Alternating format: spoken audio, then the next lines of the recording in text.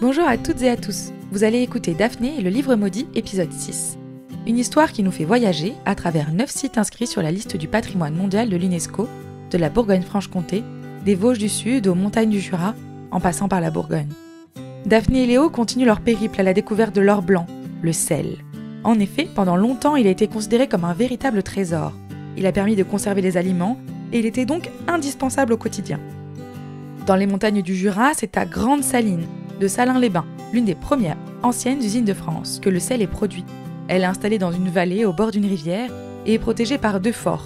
Pour découvrir l'eau salée, il faut descendre sous terre pour découvrir les puits. Longues de 165 mètres de haut et de plus de 8 mètres, leurs voûtes majestueuses ont été construites au Moyen-Âge. Elles protègent les eaux salées et accueillent les machines qui extraient l'eau salée. Si la production s'est arrêtée en 1962, la Grande Saline continue de fonctionner afin de partager son histoire au plus grand nombre. Rendez-vous sur www.bourgognefranchecomté.com. Bonne écoute!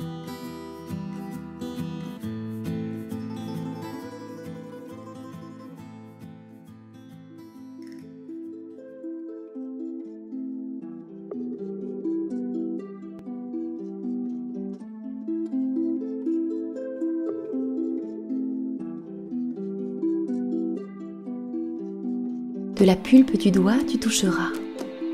De la pulpe du doigt, le sort se propagera. La chair deviendra pierre et le furteur se figera. Pour un jour ou pour toujours, seule la magie le dira.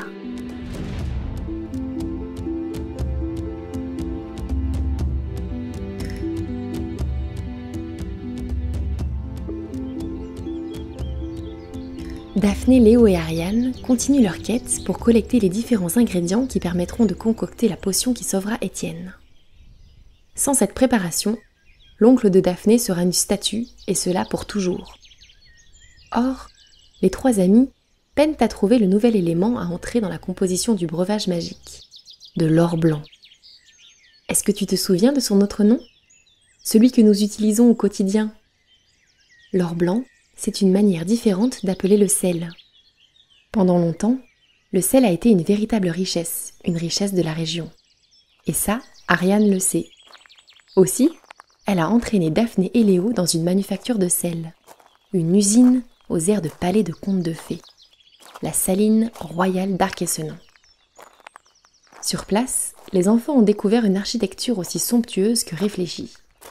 Ici, tout est pensé pour être beau et efficace. Sauf qu'en visitant les lieux, Daphné a compris pourquoi tout semblait si calme. La saline ne fonctionne plus depuis la fin du 19e siècle. Tandis qu'elle faisait une pause pour retrouver ses esprits, Daphné s'est assise dans les jardins de la saline royale. Après s'être assoupie, elle a remarqué une inscription sur le livre que tient la sculpture installée sur le banc juste à côté d'elle. Ce que dit le message ? Dans la grande cathédrale souterraine, l'eau coule. Sans la furieuse, pas d'or blanc. Ariane et les enfants se triturent les méninges. Une cathédrale, la furieuse, voilà qui est bien énigmatique. Ariane, tu disais bien que le sel ne vient pas uniquement des marais salants. L'architecte hoche vigoureusement la tête. Et si la furieuse, c'était le nom d'un endroit ? Comme un lac ? Tente Léo d'une petite voix. Ou une rivière, Suggère Daphné. ce serait vraiment un chouette nom. Pour une rivière qui serpente, s'agite et gronde. Ça, par exemple, vous faites de sacrés détectives, vous deux. Je suis certaine que vous êtes sur la bonne piste. Je vais vérifier sur Internet. Déclare Ariane en brandissant son téléphone. Elle tapote sur son écran en marmonnant pour finalement s'exclamer. C'est ça, vous aviez raison. La Furieuse est bien une rivière. Elle actionne le mécanisme de la Grande Saline de Salins-les-Bains. Et vous voulez une autre bonne nouvelle ? C'est tout prêt. Allons retrouver Phèdre, à la voiture. Je suis certaine qu'elle acceptera de nous y emmener. J'espère qu'il reste des fruits, j'ai encore un petit creux. Déclare Léo tandis que le groupe rebrousse chemin. Tu crois que ton ami a fini sa sieste ? Arrivés au parking, Daphné, Léo et Ariane retrouvent Phèdre, assise sur le capot de la voiture. Revigorée, elle est prête à les emmener au bout du monde. Mais pas besoin d'aller si loin. Leur prochaine étape n'est qu'à une 15aine de kilomètres. Léo a à peine le temps de s'asseoir et de prendre une nouvelle collation. En 2 temps 3 mouvements, les voilà à Salins-les-Bains. Nichée dans une vallée, la ville est surplombée par 2 forts. En les découvrant, les enfants s'étonnent. C'est pour protéger qui ces 2 constructions? Qui? Tu veux plutôt dire quoi? Souvenez-vous, pendant longtemps, le sel est vraiment très très précieux. Il faut le garder comme n'importe quel trésor. D'ailleurs, la saline est elle aussi fortifiée. À l'intérieur, on trouve des logements, une taverne, une chapelle et même une prison. Un peu comme à la saline royale. Oui, sauf que la grande saline de Salins-les-Bains est beaucoup plus ancienne. Elle existe depuis le Moyen-Âge. Imaginez, c'est l'une des usines les plus anciennes de France. Et c'est quoi le rapport avec la saline royale, là d'où nous venons? Eh bien, les 2 sites travaillent ensemble. Pendant plus de 100 ans, la grande saline envoie une partie de ses eaux à la saline royale. Tout s'explique. Mais elle est où, la furieuse? Un peu plus loin, mais je pense qu'il va falloir que nous descendions sous terre. Souvenez-vous, l'énigme mentionne une cathédrale souterraine. Descendre sous terre? Comme dans une caverne? J'ai lu que la grande saline était parcourue par une longue galerie. Phèdre, elle, passe son tour. Explorer les entrailles de la ville, très peu pour elle. Elle préfère rentrer chez elle. Toutefois, si Ariane, Daphné et Léo ont besoin d'aller ailleurs, elle sera ravie de les aider à nouveau. Après l'avoir chaleureusement remerciée, la petite troupe se met en route et découvre un accès fermé par une grille. Une pancarte indique « Accès interdit sans guide ».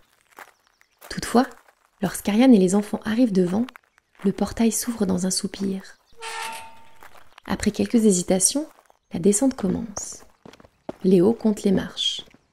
1, 2, 3, 4, 45, 52, 53... On croirait presque un voyage au centre de la Terre, comme dans le livre de Jules Verne. Toutefois, une fois arrivés en bas, ce n'est pas une grotte qui les attend, mais comme le disait l'énigme, une véritable cathédrale. Et comme bien des cathédrales, la température est fraîche, offrant un répit bienvenu au cours de l'été. Les voûtes, qui sont construites dans de gros blocs de pierre blonde, se succèdent à intervalles réguliers. Elles sont si hautes qu'on a l'impression qu'elles sont l'œuvre d'un géant ou d'une géante. Mais c'est bien le résultat du labeur d'hommes et de femmes qui, voilà plus de 8 siècles, ont construit cette galerie pour relier 2 puits, utilisés pour capter les eaux salées. Daphné et Léo arpentent ce long passage le nez en l'air, admiratifs. J'ai l'impression d'être comme Pinocchio, avalé par la baleine. S'étonne Daphné. En tout cas, ici, l'eau est encore plus salée que celle de la mer. S'amuse Ariane. À la fin de cette traversée, bercée par le doux bruit de l'eau, les compères découvrent un impressionnant dispositif.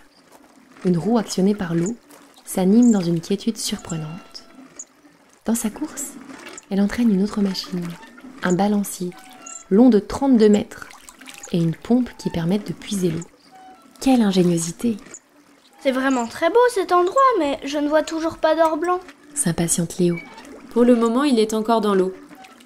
L'eau mélangée au sel, cela s'appelle de la saumure. Sûrement. Tu sais, moi, ma spécialité, c'est plutôt l'architecture. Comment fait-on pour séparer l'eau du sel? Il faut chauffer la saumure. Interrompt Daphné. Chauffer? Comme quand on fait bouillir de l'eau pour cuire des pâtes? C'est le même principe. Dit Ariane. On dit que l'eau s'évapore. Tout en discutant, Daphné, Léo et Ariane remontent vers la surface pour découvrir la toute dernière poêle à sel de France. Ça ne ressemble pas du tout à la poêle qu'on utilise pour faire des crêpes. S'étonne Daphné face à cette grande cuve métallique. En dessous, il y a un foyer, une source de chaleur. Ensuite, on peut recueillir le sel. Il devait faire drôlement chaud ici. Oui, les ouvrières et ouvriers travaillaient dans des conditions très dures. Une atmosphère étouffante et très humide. Il faut beaucoup de courage pour collecter ce trésor. En parlant de trésor, je crois que nous l'avons trouvé. Dit Léo en pointant du doigt un chariot. À l'intérieur, le sel forme un monticule d'un blanc immaculé. Les rayons du soleil viennent taper sur ces minuscules cristaux, les faisant scintiller comme des millions de petits diamants. Tous les 3 se rapprochent et hésitent. Ce n'est pas parce que leur mission est importante que cela les autorise à chipper du sel. Surtout quand on sait combien il est difficile de le produire et comme il était précieux. Léo prend une initiative. Le petit garçon arrête un des membres de l'équipe de la saline pour lui demander l'autorisation de collecter quelques grains. L'homme accepte de bon cœur et lui offre même un petit sachet de papier craft pour transporter son butin. Pendant ce temps-là, Daphné en profite pour extraire son carnet à dessin du sac à dos et compter le nombre d'ingrédients qui restent à trouver. Plus que 3. L'enfant revient vers le chariot, confie l'emballage à sa cousine et plonge les mains dans le tas de sel. À ce moment, un grand rire retentit. Une voix tonitruante résonne. Perché sur le lac couleur saphir et coincé à l'âge de bronze, la malédiction ne sera pas brisée. Quelle phrase étrange et un peu inquiétante. Assurément, c'est le signe que le chariot a été enchanté, non ? Qu'en penses-tu ? Nos 3 amis vont certainement poursuivre leur recherche d'ingrédients pour la potion à une autre époque. Une époque très lointaine. Quant au lieu, tu peux le découvrir avant tout le monde. Le nom du lac en question est composé de 2 mots. Le premier est une race de petits félins domestiques, peut-être un de tes animaux de compagnie. Et le deuxième, c'est le nom d'une plante, une herbe utilisée pour fabriquer des tissus. Si tu as la réponse, indique-la en commentaire.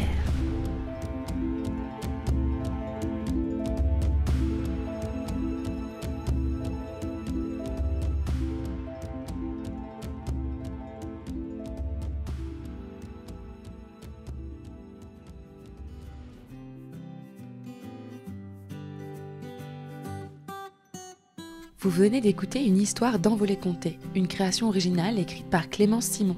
Pour nous soutenir, mettez-nous 5 étoiles sur Apple Podcast et rejoignez-nous sur Instagram. À très vite!